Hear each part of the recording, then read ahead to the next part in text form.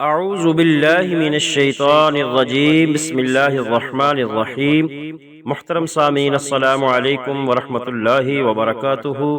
میں امید کرتا ہوں کہ آپ سب حضرات خیر و عافیت سے ہوں گے۔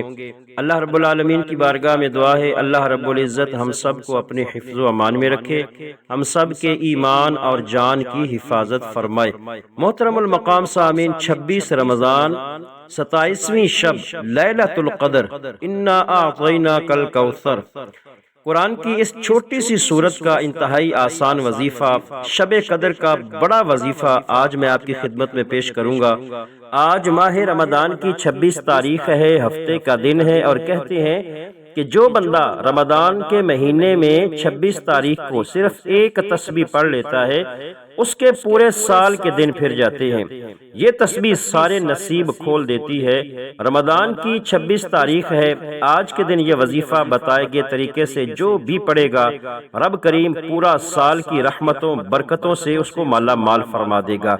یہ وظیفہ، یہ تسبیح اتنی خاص ہے کہ اگر کوئی بندہ صرف ایک بار پڑھ لیتا ہے تو پورے سال کے مال و دولت، پورے سال کی کامیابیاں، پورے سال کا رزق اور دولت صرف ایک دن میں یہ وظیفہ پڑھنے سے مل جاتا ہے۔ اس مہینے مانگنے والے کو پورے سال کی خوشیاں نصیب ہوتی ہیں۔ اگر آپ مقدر کا ستارہ چمکانا چاہتے ہیں، اپنی زندگی سے مشکلات پریشانیوں کو نکال کر ایک نئی خوشگوار زندگی کا آغاز کرنا چاہتے ہیں، ایسی زندگی جس میں ہر قدم پر کامیابی مقدر ہو، جس میں نہ رزق کی تنگی ہو، نہ بیماریاں ہوں، نہ پریشانیاں ہوں، نہ کبھی کسی کے سامنے جھکنا پڑے، تو آج کی تاریخ میں 26 تاریخ میں 27ویں شب، آج کا یہ وظیفہ لازمی کر لیں۔ انشاءاللہ اللہ تعالیٰ آپ کو، آپ کی زندگی کو خوشحال فرما دے گا۔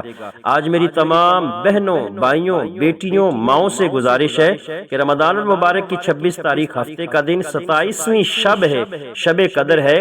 ایک تسبیح یہ لازمی، بہت ضروری ہے، اس کو پڑھ لینا۔ اگر میرا بس چلتا تو میں آپ میں سے ہر ایک کو بازو سے پکڑ کر مصلی پہ بٹھاتا اور کہتا کہ آج تھوڑا سا وقت نکال کر یہ وظیفہ پڑھ لو۔ ماہ رمضان کی 26 تاریخ ہفتے کا دن بہت برکت والا دن ہے، عظمت والا دن ہے، قبولیت والی گھڑیاں ہیں، یہ موقع ہاتھ سے جانے مت دینا۔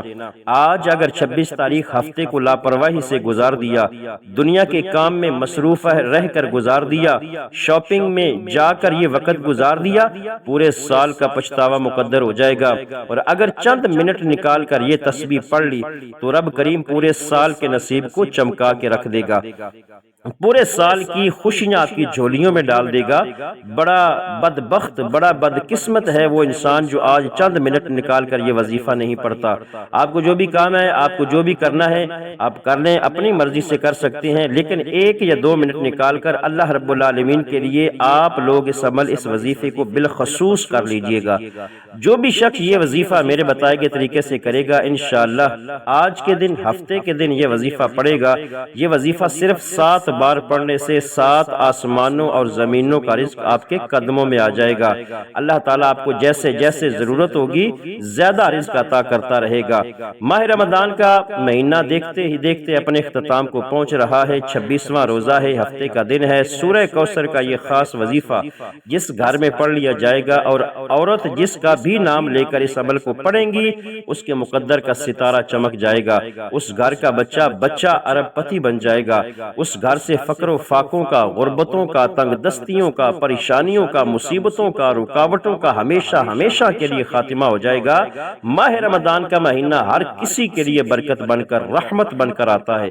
رمضان کا مہینہ آتے ہی شیطان کو جکڑ لیا جاتا ہے، جنت کے دروازوں کو کھول دیا جاتا ہے۔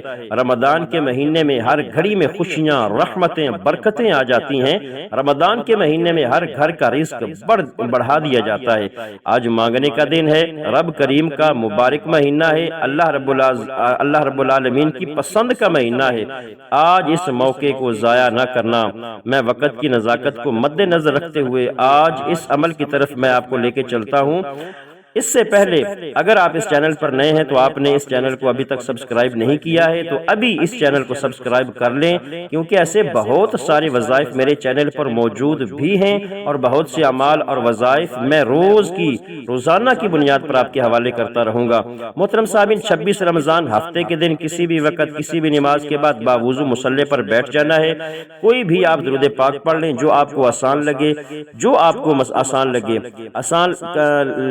درود پاک پڑھ لینے کے بعد اپنی مقصد کی نیت کرنی ہے۔ اگر آپ بے روزگار ہیں تو روزگار مانگ لیں، اگر آپ بے اولاد ہیں تو اولاد مانگ لیں، من پسند نوکری، شادی، کاروبار میں ترقی، عروج، کامیابی، دنیا کی بڑی سے بڑی حاجات، بڑے سے بڑے مقصد میں کامیابی کے لیے آپ یہ وظیفہ کر سکتے ہیں۔ لیکن آج رب کریم سے مانگتے وقت ہچکچانا مت۔ آج آپ کسی بندے سے نہیں مانگتے بلکہ اپنے رب کریم سے مانگ رہے ہیں۔ اس کے خزانے کبھی ختم نہیں ہوتے، جس کے خزانے بہت وسیع و عریض ہیں۔ آج ایک بار مانگو گے 70 گنا زیادہ دیا جائے گا۔ اپنے مقصد کی نیت کر لینے کے بعد آج ہر ناممکن حاجات انشاءاللہ وہ ممکن ہو جائیں گی۔ فوری طور پر اپنی ناممکن حاجات کی نیت کر کے ایک بار اعوذ باللہ من الشیطان الرجیم بسم اللہ الرحمن الرحیم پڑھ لیں اور اپنی آنکھوں کو بند کر لینا ہے۔ بند کر لینے کے بعد آپ نے مقصد کی نیت کر لی، اس وظیفے کو شروع کرنا ہے۔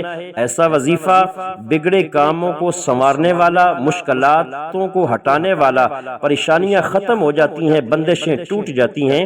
آپ نے سب سے پہلے نمبر پر جو وظیفہ کرنا ہے وہ ہے یا مسبب الاسباب۔ یا مسبب الاسباب کو آپ نے پڑھنا ہے۔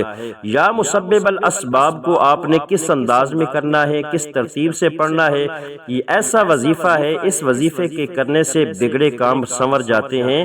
جس طرف بھی آپ قدم بڑھائیں گے کامیابیاں مقدر ہو جائیں گی، جس چیز میں ہاتھ ڈالیں گے وہ سونا ہو جائے گی، جو ساری زندگی نہ مل سکا انشاءاللہ۔ یا مسبب الاسباب، اس وظیفے کو کرنے سے اللہ تعالیٰ آپ کو وہ سب کچھ عطا فرما دے گا۔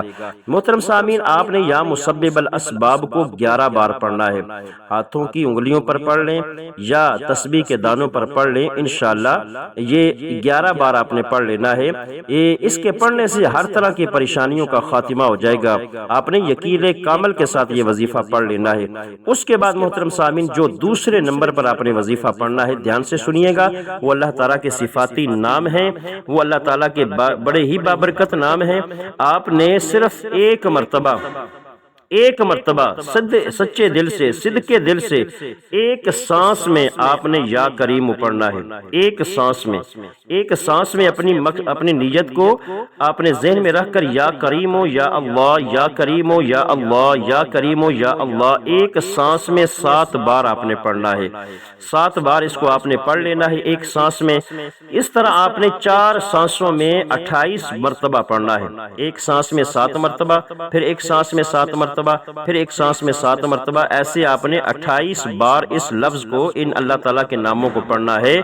اگر آپ ایک سانس میں نہیں پڑھ پاتے تو پھر آپ اپنے ہاتھوں کی انگلیوں پر یا تسبیح کے دانوں پر 99 مرتبہ 9 بار آپ نے پڑھنا ہے۔ نہ ایک کم پڑھنا ہے نہ ایک زیادہ، یعنی 100 سے ایک کم آپ نے اس کو پڑھنا ہے۔ آپ لوگوں کو 2 طریقے میں نے بتا دیے، دونوں طریقے بڑے مجرب ہیں، ان میں سے کسی ایک طریقے پر عمل کر سکتے ہیں، بس اپنے مقصد کی نیت آپ لوگوں کے ذہن میں ہونی چاہیے۔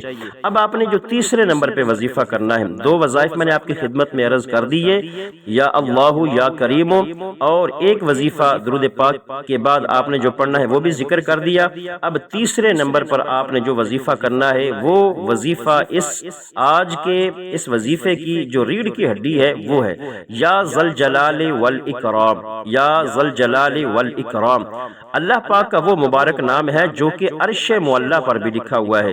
آپ نے کیسے پڑھنا ہے توجہ کیجئے گا، یا ذل جلال والاکرام، یا ذل جلال والاکرام، اس کو آپ نے 11 مرتبہ پڑھ لینا ہے۔